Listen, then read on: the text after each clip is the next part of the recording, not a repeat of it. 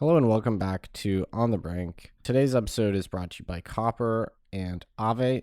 Let's start with Copper. It's the global provider of blockchain infrastructure solutions for institutional investors who are actively trading digital assets. Its award-winning custody application is connected to 25 of the largest exchanges in the world, ensuring safe storage and movement of assets for the biggest crypto hedge funds, market makers, family offices, and high net worth individuals. Their clear loop system is the first off-exchange settlement network for digital assets. It's the safest way to trade balances in custody across multiple exchanges without requiring on-chain settlement, on-chain movement of assets. To learn more, visit copper.co or reach out on Twitter at copperhq. This show is also brought to you by Aave, A-A-V-E. Aave is an open source and non-custodial liquidity protocol where users can earn interest on deposits and borrow digital assets. It's a decentralized, community-governed protocol. Learn more about Aave at aave.com. So today we sit down with Nick Neuman, the CEO of Casa. Full disclosure, Casa Island is an investor in Casa, and I'm a personal user of Casa, and I definitely recommend them as far as a Bitcoin multisig setup is concerned. When I switched to Casa, I genuinely gained a huge amount of peace of mind. So I'm very happy to be on the cap table and to be a user of the product. So we talk about, of course, the basics, how Casa's multi-sig setup works, the trade-offs, and we cover the critiques the users have of Casa, what it's like to be a Bitcoin-only startup, Nick's experience raising capital as a Bitcoin-only startup, and how venture firms reacted to that. And then, of course, the nuances with hardware wallets and why Casa recommends using multiple brands. Self-custody is one of the most important topics in Bitcoin. It can be very intimidating. Casa is one of those tools that really helps you get there. Let's dive right into the episode.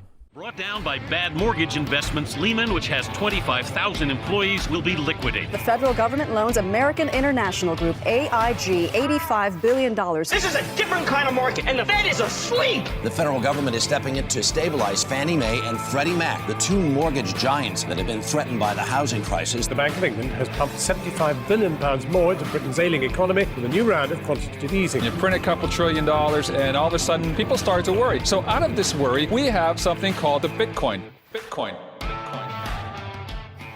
Nick Neuman, CEO of Casa. I can't believe it's taken us 205 episodes to get you on the show. That's how many episodes we've done. Welcome. Well, one, I'm surprised you've done that many episodes. That's pretty crazy. But then two, yeah, it's been way too long.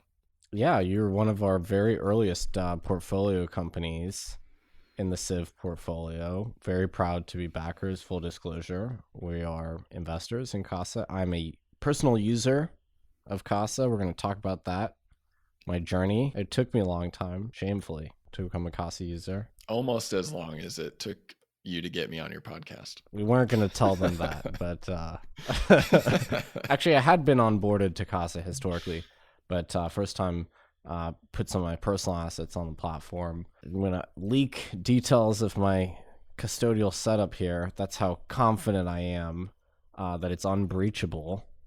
Oh, yeah. I mean, we like to say that with Casa, the security is so strong that it's for public Bitcoin personalities. It's actually better for you to tell people that you have Casa because they can't get your Bitcoin if they show up at your house. Yeah. So we've joked about making ADT signs for Casa that say protected by Casa or something like that. That's exactly what I was thinking. I mean, with Casa, you want to somehow communicate knowledge to the malevolent actors out there in the wider world that you are a Casa client, because it means, look, it's not going to work if you show up at my house with a shotgun or something. Yeah, I physically cannot spend my coins unless I... Yep. You know, I'm not going to get into details, but unless I, perform a transcontinental voyage or something. So yeah, it's not going to work. Anyway, we have a lot to talk about. Let's just introduce Casa. We'll talk about, before Casa, your own personal journey. Got to do the journey question. Why did you choose to work in Bitcoin and join Casa in the first place? Yeah, so I originally actually got into Bitcoin because I was just I was working at another tech startup. I originally have a finance background. After I moved out of working in the soulless, soul-sucking world of investment banking, I started working for startups and doing product management. And it was about kind of 2016, 2017 timeframe when I started really reading more about Bitcoin and the broader ecosystem. And I got really intrigued by this concept of self-custody and decentralized computing.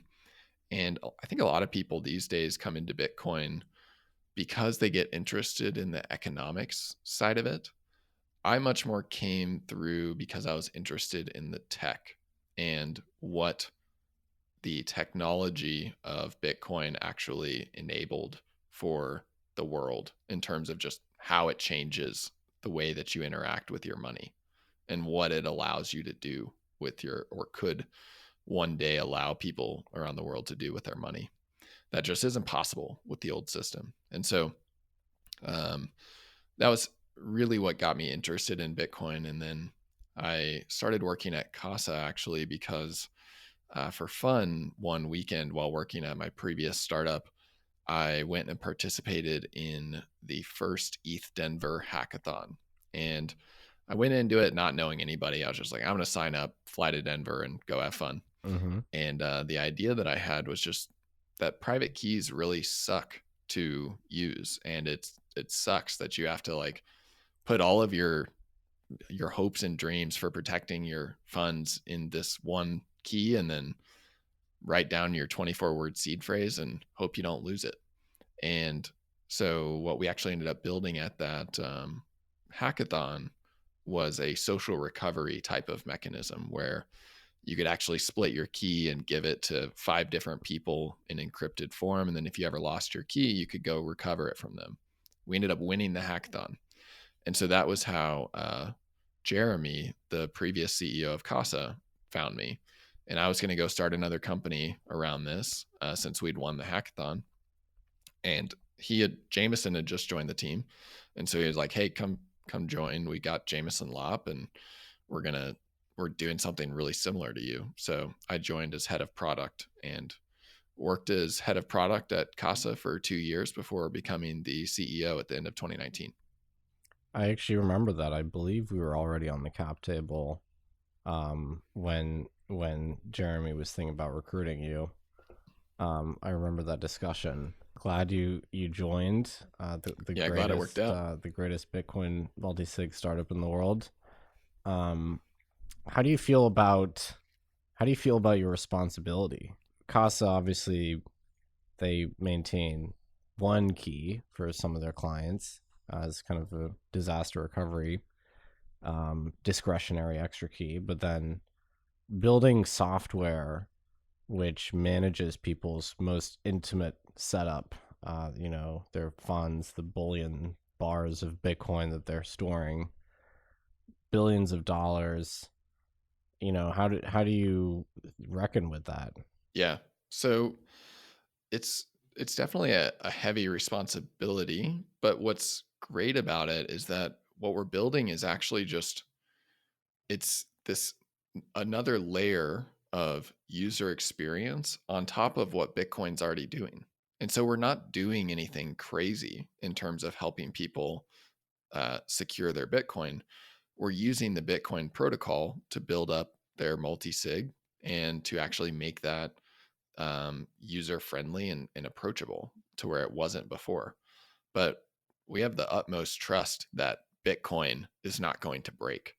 And so that actually is one thing that kind of helps me sleep at night. I think if I was working at Coinbase or something and we were actually holding the keys for a lot of people's funds, I would be a lot more worried about it.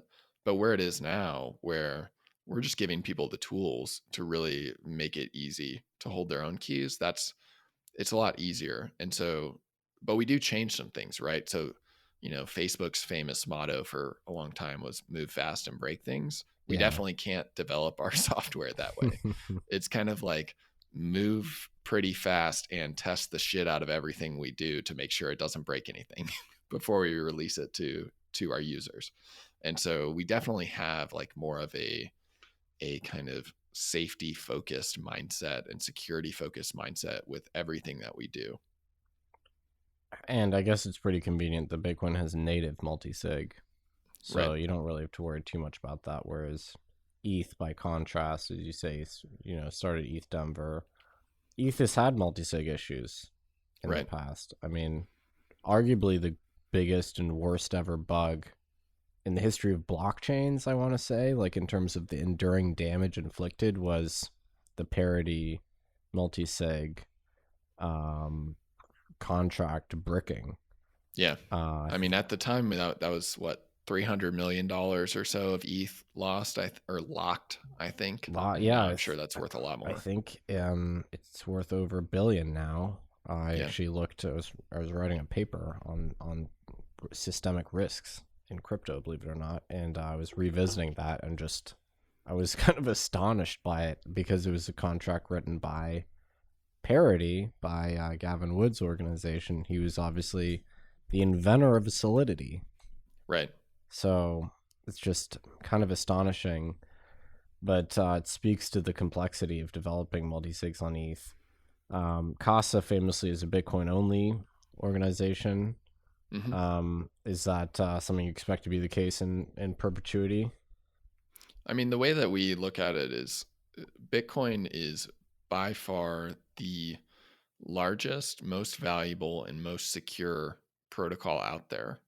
And so it makes total sense for us to be purely focused on supporting that, especially as a startup where we've got a limited team. And so in order to be successful, you really have to focus your efforts. And when you're talking about security of people's assets, you would much rather be a, inch wide and a mile deep in terms of the security that you're offering than a mile wide and an inch deep. And so that's why we're focused on Bitcoin. And, we've actually written blog posts about this in the past where we've evaluated Ethereum multisig back in 2018 or something like that. And basically decided that where we were, or where the ecosystem was at the time, the parity hack had just happened within the last year. We just didn't really feel comfortable building multisig on top of Ethereum with all of the additional risks that there were involved. Raising as a Bitcoin only startup, this is more popular now in today's day and age as Bitcoin has grown and the sort of design space for Bitcoin applications has grown. What was it like? Obviously we were on the other end of that, but what was it like going to market as a Bitcoin only startup? And corollary, do you feel that is easier today as opposed to when you conducted the fundraise? Yeah, I mean, I think that you have to find the right investors, just like with any business. You have to find the right investors, but there's definitely a lot of the crypto investors out there that pretty much, I mean, they turned us down because we were Bitcoin only, and that was legitimately the reason. And so it makes sense. Their investment thesis really revolves around a multi-chain, lots of tokens out there type of world. And with us only supporting Bitcoin, it didn't really fall into their thesis. So it's one of those things that, you have to find the right people. And we found people like you and Stillmark and Avon over at Fidelity. And, you find the people that have the belief that what you're doing and the strategy for how we're approaching it as a business makes sense. And then that's, maybe it takes a little bit longer, but you find those right people and you get the deal done. So that's what we did when we raised from you guys previously. And then also when we raised our last round with Avon in January. And our faith didn't waver for a second. Exactly. Let's talk about Casa. So On the Brink has a really genius set of listeners. I don't want to pander to them, but supremely intelligent listener base this podcast has. So many of them will be aware of multisig. I just want to say that I'm a listener of this podcast, so that includes me, right? See, there we go. Case in point. You should join our Sphinx chat. We have a dedicated Sphinx chat to talk about the episodes. It's all built on Lightning. It's very cool. So many on the brink customers will actually, or listeners will be Casa clients already. Many of them will be very familiar with the setup, but let's just do a quick refresher. So how does Casa work? Tell me about the sort of 2 of 3 and the 3 of 5 models and the trade-offs involved there. Sure. So before I get into the actual multisig side, I'll give a little bit of detail on our free wallet, because this is something that less people know about, but it's actually a great tool for getting people started with self-custody, even if they have, 0.01 Bitcoin or something. But we have a free mobile wallet in our app that actually is a seedless mobile wallet. So it's not truly seedless. You can get the seed if you want to. But a lot of mobile wallets, when you sign up for them, the first thing they do is say, write down this seed phrase. And we just thought that wasn't a great user experience for somebody who we're trying to get to move from Coinbase over to Casa, right? They're using Coinbase because it's really simple. They don't have to worry about it. So we built that same kind of experience, but for self-custody, where you're holding your own keys. And so you can sign up, you have one key that sits on your phone, and then we actually encrypt it with a key from Casa, and then upload that phone key to iCloud or Google Drive. And so then let's say they lose their phone, and then they would be worried, oh, I lost my Bitcoin. Well, with Casa, all they got to do is get a new phone, log into their iCloud account, log into their Casa account, and it'll automatically pull that encrypted key down from the cloud, sync it, decrypt it, and save it in their secure element. And so it's a really simple way to have like a Coinbase-like experience, but actually be holding your own keys. So then you move up to our paid plans, which are the multisig plans. And your listeners are familiar with multisig. It basically just means that more than one key is protecting your Bitcoin. And so losing a key is no longer a big deal. And you don't lose all your Bitcoin when you just lose one key. So with our gold plan, which is $120 per year, you basically have what's called a 2 of 3 multisig. So this means that you have 3 total keys protecting your Bitcoin, and you only need 2 of those keys to actually send your Bitcoin. So you can lose one of those keys and not lose access to all of your money. So the way that these 3 keys are set up is that one key is on your phone. It's actually backed up with the same method that the mobile wallet is backed up. One key is held on a hardware wallet like a Trezor or a Ledger or a Cold Card. And then one key is held by Casa for emergencies. So let's say you lose that Trezor.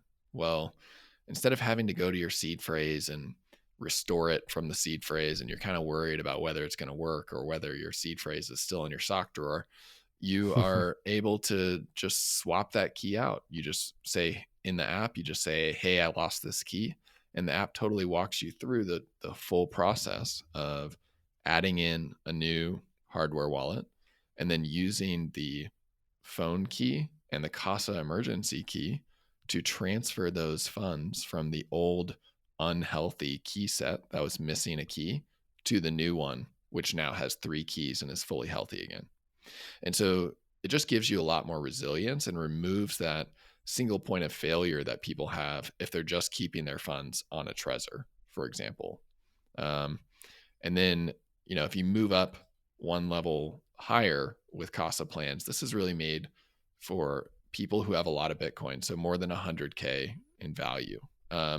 It's our platinum plan, and then we have our diamond plan above that. And those are 3 of 5 or 3 of 6 multisigs, which just means you've got 5 total keys. One's on your phone, 3 are on hardware wallets, and then one's held by Casa still. And so that just gives you an additional level of resilience and redundancy against loss and theft that when you're holding a lot of Bitcoin, it really makes sense to have that next level. And this is interesting. You guys actually recommend diversifying your hardware wallet portfolio with the key setup, right? Yeah, exactly. So the whole Jameson Lopp says this all the time. The whole point of Casa is to remove single points of failure.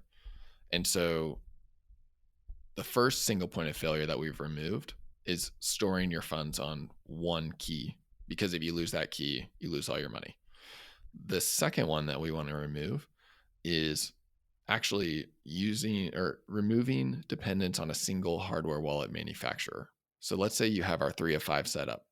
What we would recommend is that you actually have a mixture of keys in as those hardware wallets. So you've got one key on your phone. And then what our default package is that we send people is you've got 2 Trezors and 1 Ledger for those 3 hardware keys. And then the last key is held by Casa. And so what that means is that let's say there's a hack and Trezor has a problem where, anybody who grabs a hold of your Trezor can get all the funds off of it. Well, actually that already happened.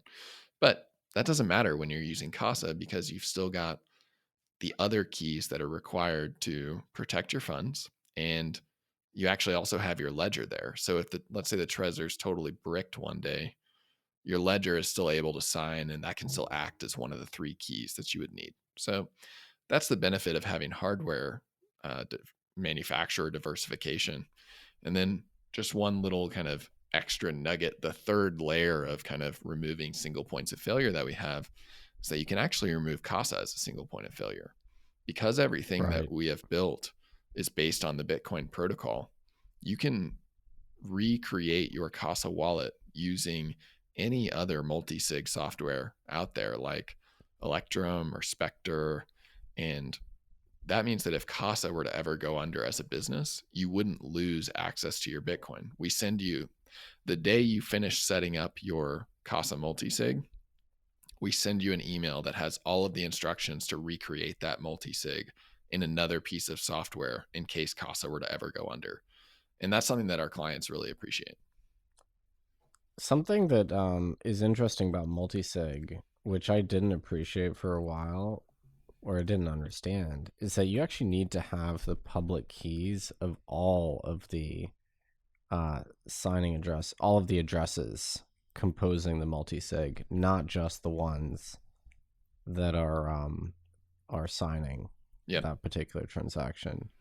Yeah, and that's why it's beneficial to be using a coordinator software like Casa, because Casa can, when you first set it up, you're basically sending Casa your public key, and then we can make it really easy. So instead of having to access each of those keys to get a public key the next time you want to spend your funds, you only need to actually use the keys that you are signing with, and Casa can remember those other public keys for you. And since the public keys are just the public receiving keys, you don't have to worry about Casa stealing your funds, but we can make things a lot simpler and reduce a lot of friction by coordinating that for you.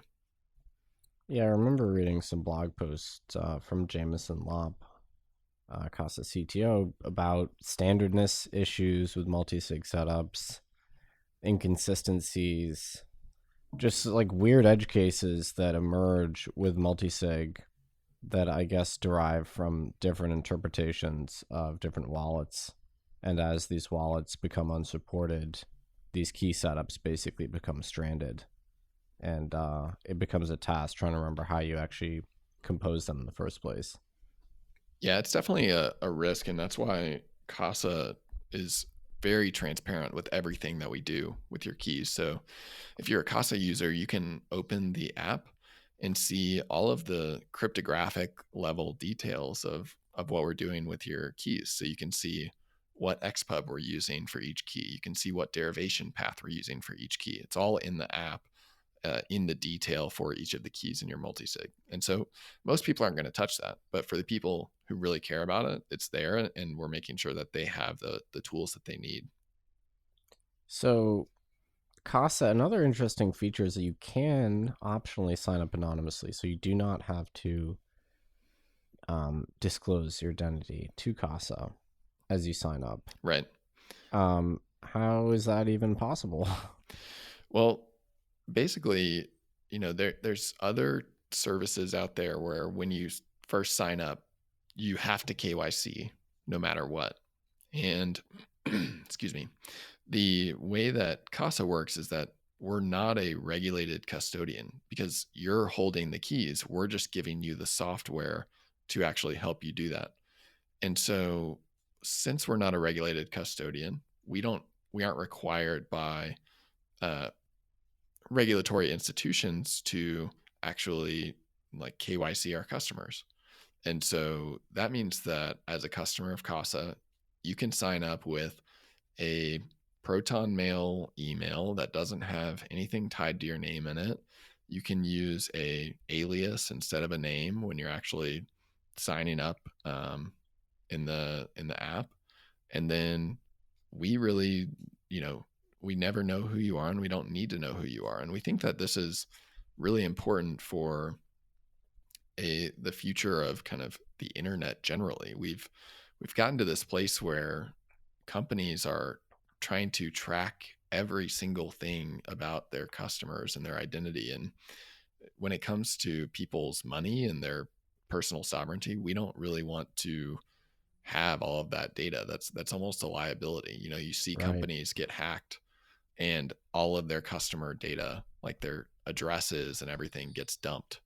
And it's just a huge liability for that company. And so it's actually better for us to not keep all of that stuff too. So we do things like, regularly purge our address database from when we send you your onboarding package. And so there's a lot of things that we do to really try and protect our customers' privacy. Now, the difference is if you want to buy Bitcoin through Casa, you're going to have to KYC because that touches the traditional financial system.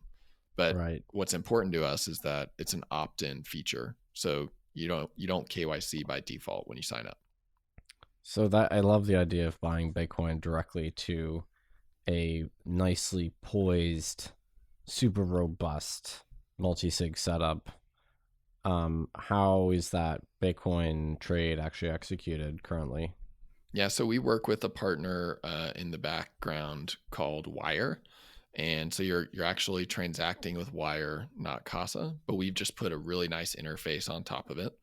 And what's great about it is it's really the only solution out there where you can buy Bitcoin and have it sent directly to your cold storage where you're holding the keys. And, right now you have to buy it on some custodial service, an exchange or whatever other on-ramp you're using. And then every once in a while, you have to go in and send some money from there to your cold storage with Casa. And it's kind of a pain. And some of them have limits. And I've heard of people getting into with Cash App, which I think is a great user experience. You get into this, they have a limit on how much you can withdraw every day.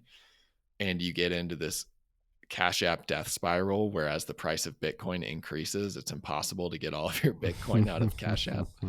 So we're skipping all of that kind of friction and just making it really simple for people to buy to their wallet where they hold the keys and they don't have to worry about somebody else holding keys for them.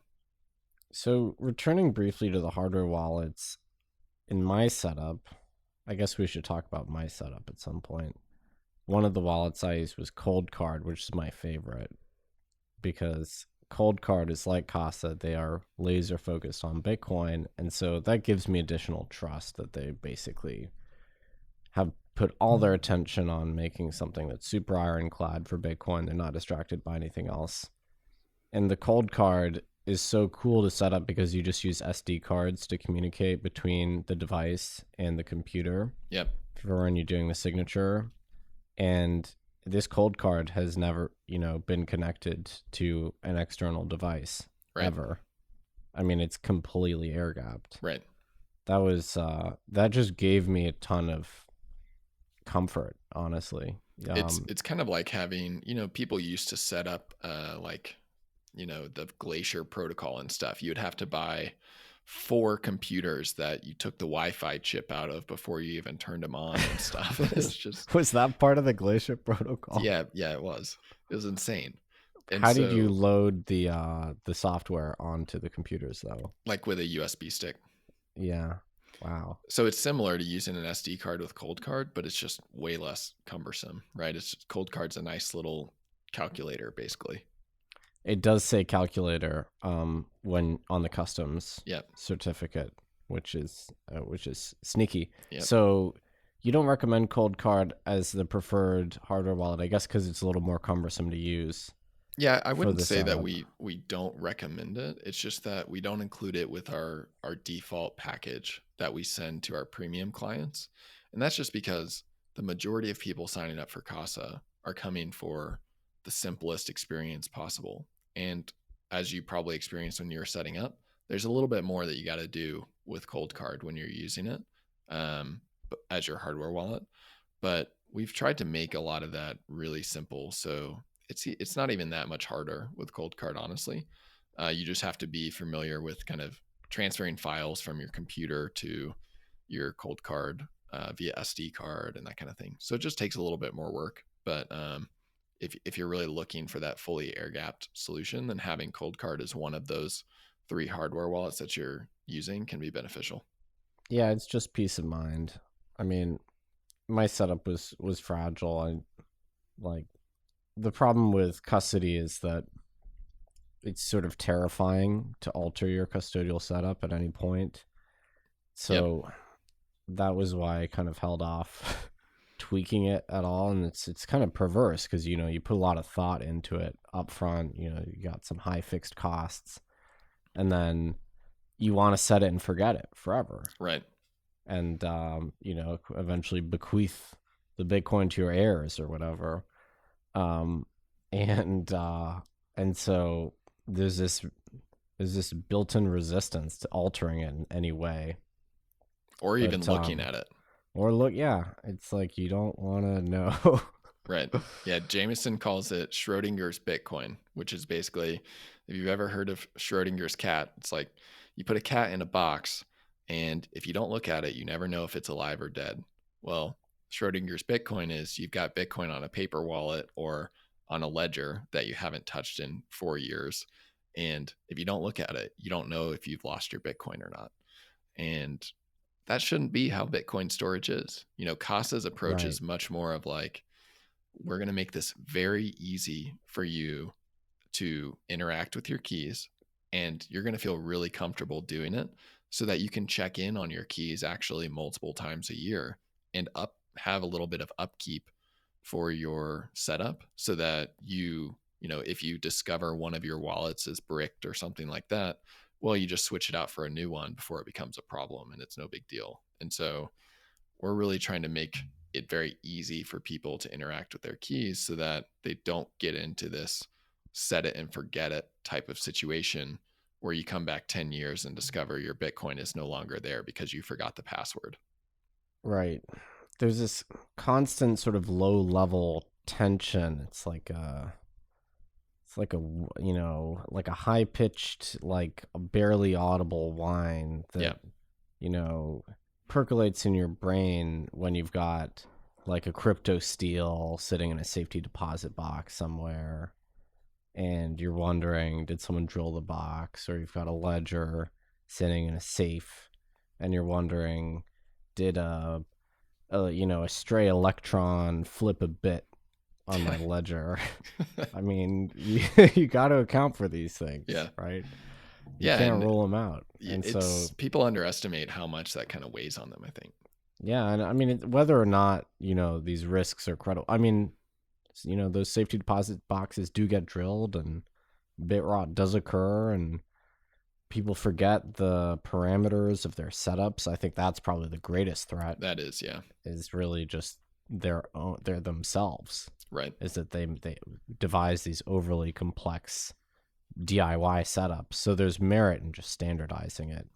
But yeah, I certainly felt that when I finally bit the bullet and set it up, and felt an enormous weight off my chest. And you probably realized that you weren't even biting the bullet. It was actually probably much easier. We hear that from a lot of clients. It was much easier to set up than they expected it to be. Yeah, it really wasn't that difficult. It's basically, emails and cryptographic payloads and a handful of signatures. Very straightforward, actually. And one thing I'll say is that Casa has a good, strong commitment to UX, which I think is rare for Bitcoin companies. It's very deliberate commitment. but I think it's pretty underappreciated.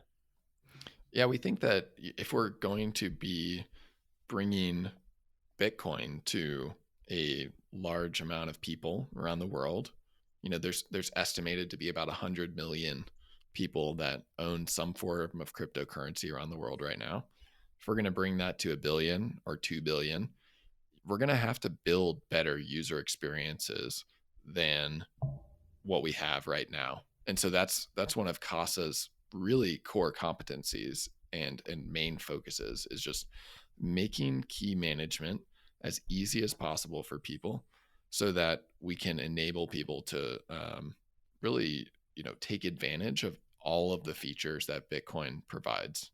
Everybody knows about the kind of inflation resistance that Bitcoin gives you, but what a lot of people, especially those who are new to Bitcoin, don't understand is also the systemic resistance, which comes with self-custody.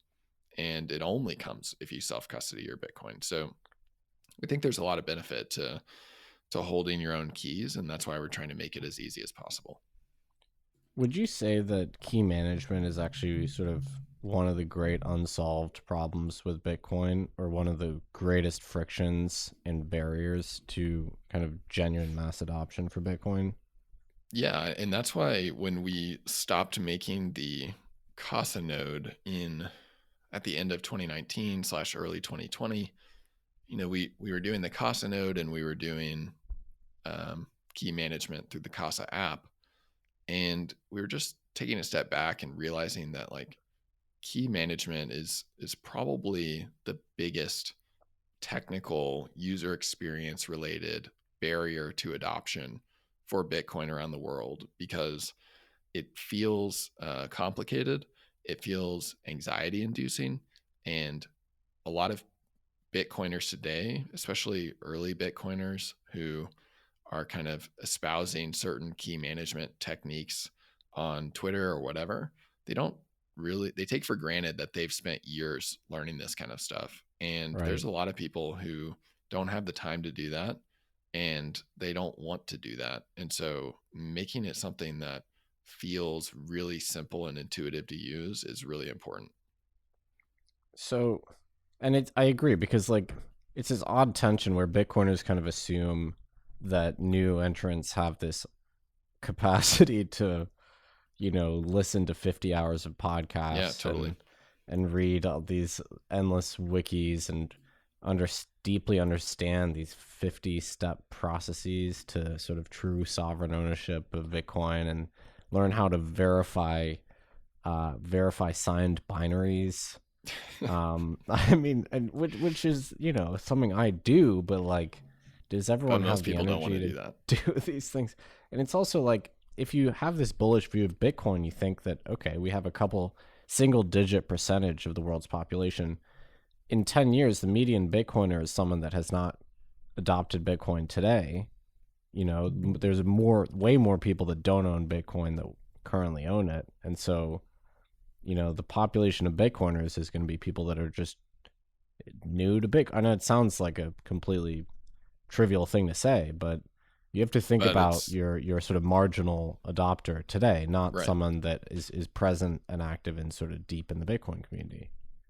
Exactly. And it is the right thing, and it's more valuable for current Bitcoin holders, the Bitcoin network as a whole, if we think about how we can enable that next wave of adoption, rather than thinking about everybody kind of matching our how you do things as the most pure Bitcoiner. And I think that's something that people get caught up in sometimes, and they don't realize that it can be a journey where, you can start.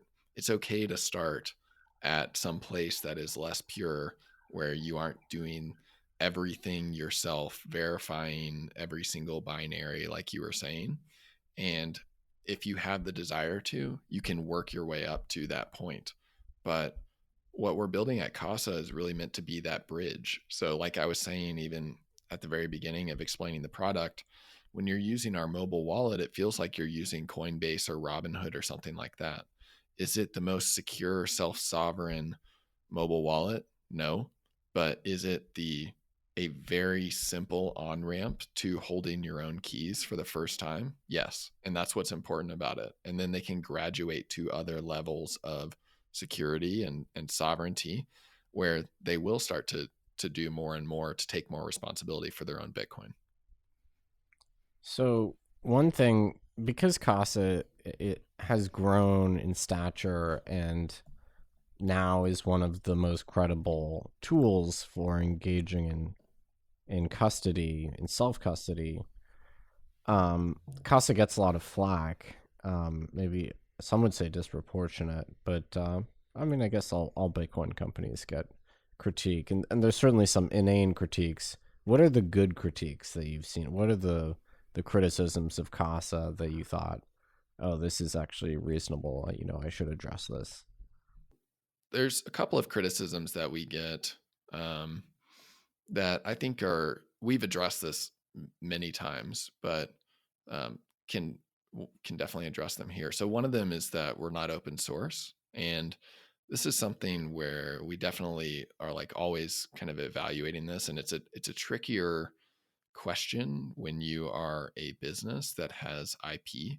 And I think we've actually seen this in the crypto industry more broadly, like over on the Ethereum side of things. MetaMask just changed their open source license in order to protect their IP, for example. So this is something that we're always kind of evaluating, and we may still go open source at some point. But the benefit of Casa is that there's always a check and balance on what we're doing. So Casa doesn't, since we're not holding all of the keys, and actually you're using, for example, a Trezor or a Ledger or a Cold Card, some of which are open source, as part of your multisig setup, those hardware wallets are validating any address that you're sending Bitcoin to, and you're validating it on the hardware wallet screen. And so there are these checks and balances against Casa where if we really wanted to do something malicious, there's a very high probability that you would catch us doing that with your hardware wallet when you are sending a transaction. The other thing is just, and the other thing is that, with our sovereign recovery setup, which I was explaining earlier in the show, you can fully set up your Casa wallet using separate open source software that Casa has no control over, like Electrum or Spectre. And you can use that to verify any receive address that the Casa app shows you. So you can really verify everything that Casa is doing with external software, hardware that we don't control. And so there's a lot of people that criticize us for not being open source. And that's the main thing that we point out, is that you can fully verify this with separate software that we're doing exactly what we say we're doing. And the other thing is, if you really think about our incentives as a company, we are trying to build a company as big as Coinbase, which just IPO'd for, $70 billion, right? Mm-hmm. And exit scamming our customers for their Bitcoin is not going to help us do that. And it's just not in our interest. We can create a lot more value for ourselves and not have to worry about, being chased down by the government for stealing everybody's Bitcoin if we just build a legitimate company. And that's where we see the real opportunity. So there's a few different kind of counterpoints to the open source question. And then the other one is just that when you're using Casa, you're giving us your public keys. And so we can see your on-chain activity. And some people worry about this because they're worried about, what happens if the government comes knocking on our door and asks for that on-chain activity or something like that. And the first thing I'll say is this is true. When you use Casa, you give up a little bit of privacy in return for user experience, where we are making things really simple for you. Now, if you are the type of person who values your utmost hardcore privacy above all else, then it's going to be better for you to go a DIY kind of setup. But there are some ways that you can make it better with Casa, which we were discussing earlier, which gets you almost all the way there, which are basically, you can sign up for Casa with a special purpose Proton Mail email that has nothing related to you in it. You can use a fake name, and you can use a fake address and everything like that, and buy your own hardware wallets if you don't want us to send hardware wallets to you as part of your package. And then Casa will really never know who you are. And so in that scenario, even if we could, even though we do have your public keys in order to help show you things like your balances and your receive addresses from the app, there's really no way for us to correlate that to you as a person. And so there's definitely ways that you can protect yourself and still have a lot of privacy that is more than enough for most people who are using the app. Well, that's very well said. You guys recently released a new feature, subaccounts. And this seems maybe somewhat trivial, but tell us what that actually allows your users to do. Yeah, so subaccounts is something that what the feature does is within your Casa account, you can now have multiple sub accounts of Bitcoin, which are like separate pools of Bitcoin that never touch each other, but it's protected by the same set of keys. And so this sounds kind of trivial, but it's actually a huge undertaking to do it with multisig, because there's just a lot of little things that get touched when you have multiple keys and multiple subaccounts. And so we had to do quite a bit of building on our side to make that really usable. But we just released that yesterday. And what this is useful for is a few different things. So if you have, let's say, some Bitcoin that you're holding personally, and then you've got some Bitcoin that's owned legally by your business, you can protect those with the same set of keys so you don't have a million keys floating around, but still keep them totally separate in a cryptographic manner so that those Bitcoins never actually touch each other. And you don't have to worry about running into tax or accounting or reporting problems for your business in case your business's Bitcoin accidentally gets mixed with your personal Bitcoin. Another good example of ways that some of our customers, I think, will want to use this is, let's say you have some Bitcoin that you bought on an exchange. So you KYC'd, it's tied to your identity. And then you have some Bitcoin that you bought on local Bitcoins that you're not doing anything illegal with, but you just want to have that not tied to your KYC Bitcoin. You can keep that in a separate sub account. And from an on-chain, chain analytics perspective, those two pools of Bitcoin are never correlated. And so your KYC Bitcoin would never touch your non-KYC kind of bought from a friend or on local Bitcoin, and you can keep that pool private to yourself. So those are a couple of ways that you can use this subaccounts feature, and it really ports over a feature from the traditional banking system of, having multiple savings accounts, for example, where you've got one for a vacation fund and one for your kids and something like that, to Bitcoin. So before the call, we were talking a little bit about the sort of long-term vision for key management and what you envision there and how you expect things to evolve. Maybe just touch on how you expect private keys more generally to become sort of a key part of people's lives. Yeah, for sure. Key part, no pun intended. But basically private keys have been around for decades, right? Ever since public private key cryptography was invented. But for the average consumer, they just didn't know about it, didn't need to use it, didn't care about it. And Bitcoin changed that, where it gave people a reason to use private keys.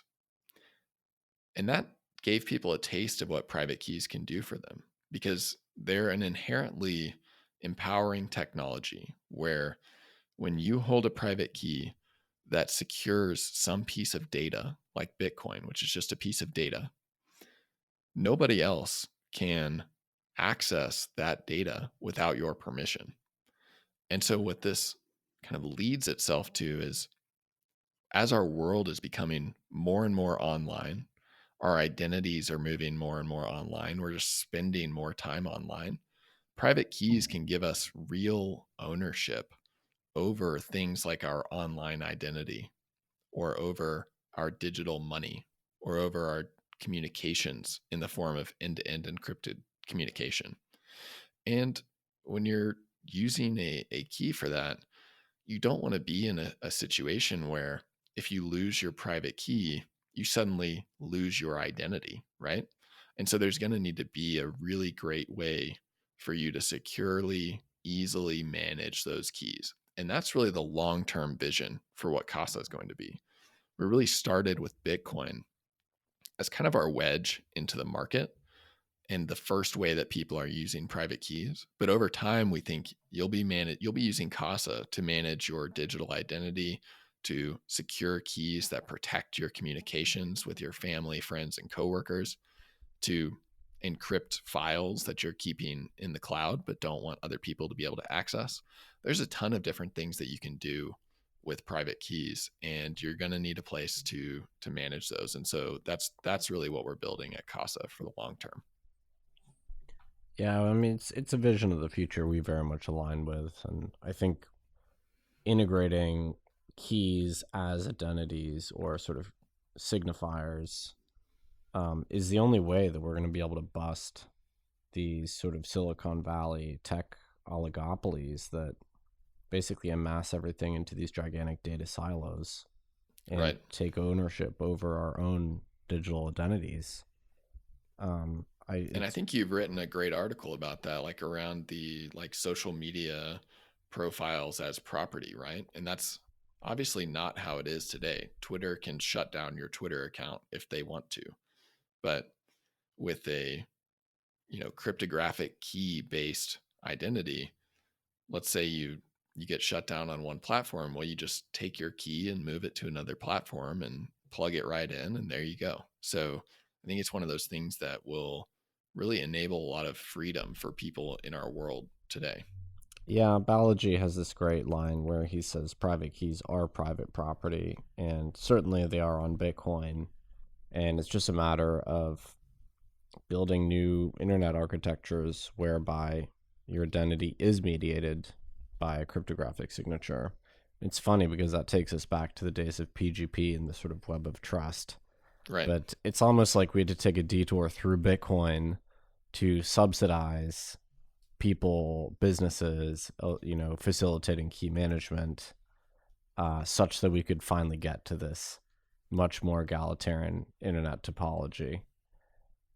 So in a sense, Bitcoin is the greatest ever subsidy for people to care about key management.